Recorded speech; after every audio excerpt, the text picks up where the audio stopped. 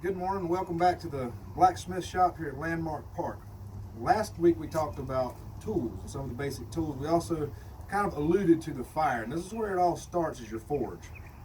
Now, what the forge is a place that you can build a fire and add forced air.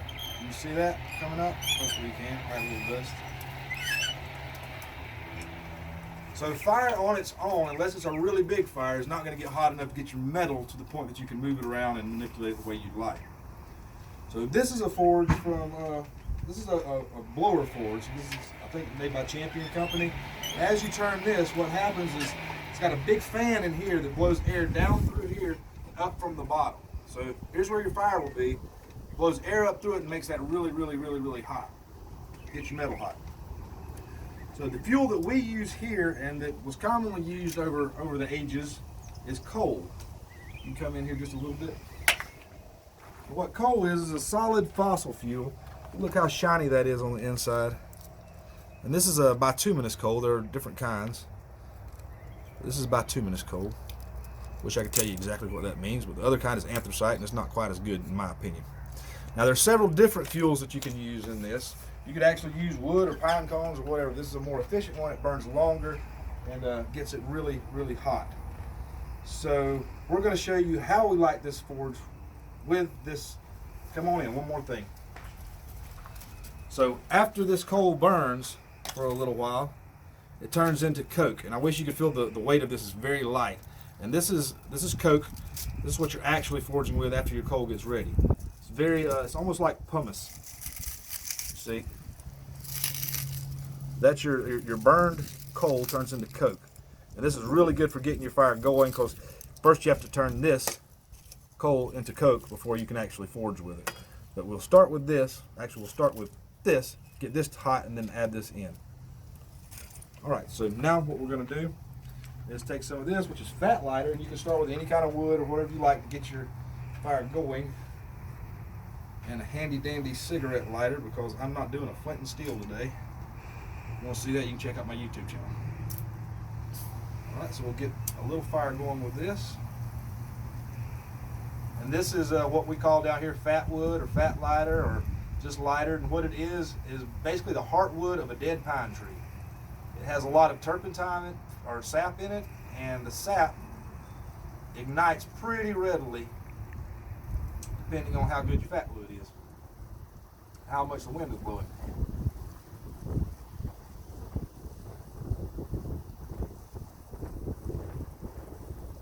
Quite significantly today.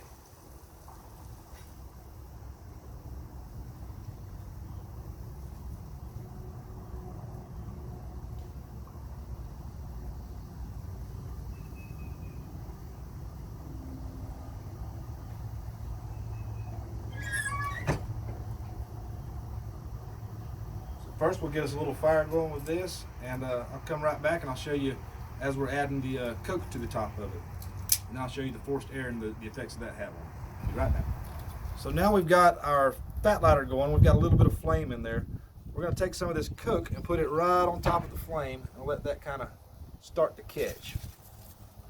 Don't burn yourselves. That's the coal. Coke here, and a lot of times you'll have a pile of coke under your forge, which I do, from where it's been emptied out. We'll get some things in here. See, it starts to get a little smoky. That's that coke getting ready to go. If we use straight coal on top of this wood, it would work. We just have to, it would take a little longer and a lot more smoke. No worries of mosquitoes in the neighborhood if you got this going.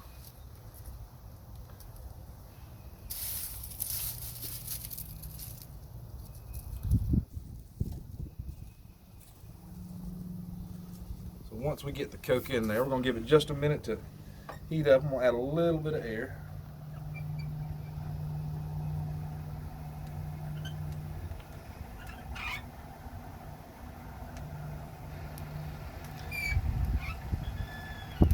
And we know the fire triangle, the three things that a fire need to exist are heat, fuel, and air.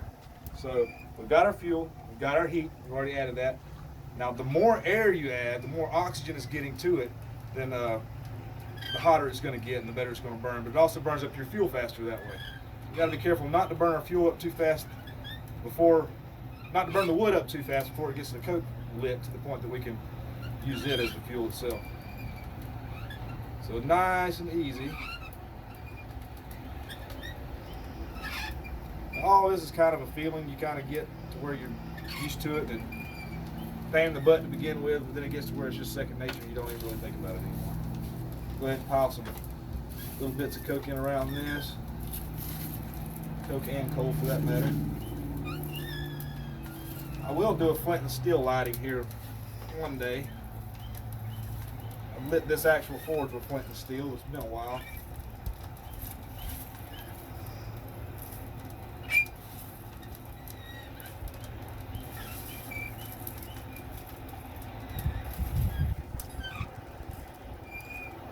Starting to get her going. I'm going to put some coal over here on the sides. Usually when I add my coal, I add it to the sides of the fire and let it coke up while the other part is burning, so I can actually use the forge at the same time of getting coke ready for the next round or the next adjustment. Now we've got her going pretty good. At this point, it usually takes me with this forge about 5 or 10 minutes to get things really going and really right so that I have a nice bed of coal so that I can forge something. This is a manual hand crank. Nowadays, there's a lot of other types of forges. People use hair dryers, which is quite often in the backyard forge. Also, you've got the old school bellows blowers from earlier. And nowadays, people are using propane, which doesn't require as much forced air, and it's not a solid fuel. So that's a big draw for a lot of people. There it goes, there's the smoke going. That's a lot of the coal that I just put on top there. We've got to get it burning and get it hot. And once we do, a lot of that smoke will go away. You don't have to forge in it forever, but that is part of the process. We'll come in just a little bit so you can see the fire. You can see how that's really roaring right there. The more air I add to it, the hotter it gets.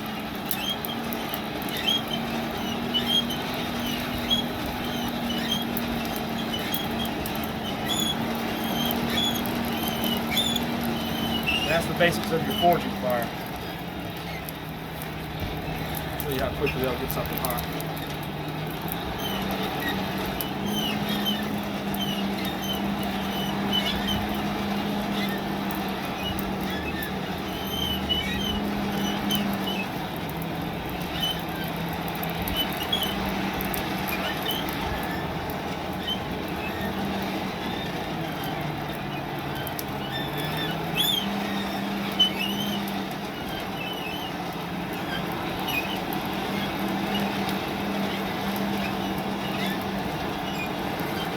Then your iron is ready to forge. That's what we call the yellow heat right there.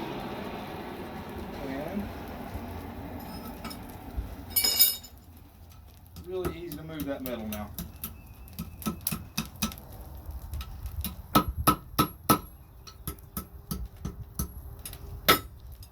And that's the basics of your fire.